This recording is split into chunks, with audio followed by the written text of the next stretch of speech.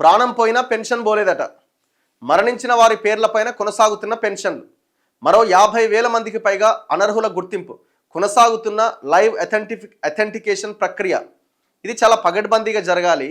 అనర్హులకు తీసేయాలి, అర్హులకు ఇవ్వాలి. పెన్షన్లు అనేది దీన్ని మనం మిగతా ఫ్రీ స్కీమ్స్ లాగా చూడొద్దు.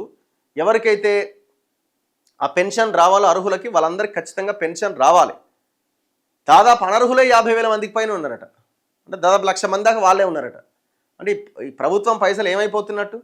సేమ్ రైతు భరోసా కూడా అంతే కదా. 20 ఎకరాలు, 30 ఎకరాలు, 100 ఎకరాలు ఉన్నాడు కూడా రైతు బంధు తీసుకుంటున్నాడు. చేయూత పెన్షన్ పథకాన్ని మరింత పారదర్శకంగా, సమర్థవంతంగా అమలు చేయాలి అనే లక్ష్యంతో రాష్ట్ర ప్రభుత్వం చేపట్టిన లైవ్ అథెంటికేషన్ ప్రక్రియ ఫలితాలు ఇస్తోంది. బ్యాంకు ఖాతాల ద్వారా పెన్షన్లు పొందుతున్న 19 లక్షలకు పైగా లబ్ధిదారుల్లో ఇప్పటి వరకు దాదాపు 15,93,000 మంది లైవ్ అథెంటికేషన్ ప్రక్రియ పూర్తయింది. మొత్తం లబ్ధిదారుల్లో 83.88% మంది లైవ్ అథెంటికేషన్ పూర్తి చేసుకున్నారు. ఇంకా 3 లక్షల మందికి పైగా ఈ ప్రక్రియ పూర్తి చేయాల్సి ఉన్నది.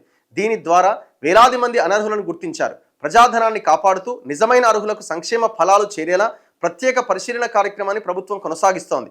అనర్హులు అనేక మంది చేయూత పెన్షన్లు పొందుతున్నారని ఫిర్యాదులు అందిన నేపథ్యంలో లైవ్ అథెంటికేషన్ ప్రక్రియ చేపట్టారు. దీనికి ప్రత్యేక పరికరాలు కొనుగోలు చేసి ఇచ్చారు. సరే, ఇప్పుడు ఇది ఇట్లున్నది. మరి రైతు భరోసా కూడా మరి వేలాది వందలాది ఎకరాలు ఉన్నోని కూడా రైతు భరోసా పోతుంది కదా. రాజకీయ నాయకులకు, ఎన్ఆర్ఐలకి, సినిమా స్టార్లకి, వేలకు వేలు, లక్షలకు లక్షలు ఐటీ రిటర్న్ ఫైల్ చేసే బిజినెస్ మ్యాన్స్కి మరి వీళ్ళకి పోతున్నప్పుడు మరి వాళ్ళకి ఎందుకు రద్దు చేయొద్దు?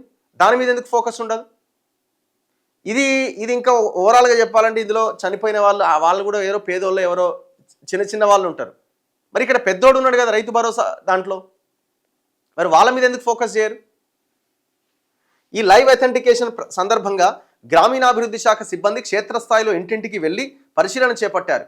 ఈ క్రమంలో ఇప్పటికే మరణించిన 41,000 మందికి పైగా లబ్ధిదారుల పేర్లపైన పెన్షన్లు కొనసాగుతున్న విషయం వెలుగులోకి వచ్చింది. సంబంధిత కుటుంబ సభ్యులు కూడా వారి మరణాన్ని ధృవీకరించారు.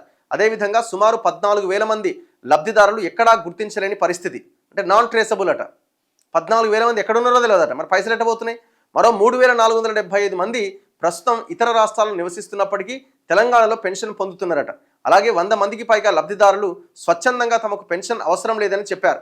ఉపాధి లేదా ఇతర ఆదాయ వనరులు లభించడం వల్ల వారి నిర్ణయం తీసుకున్నారట.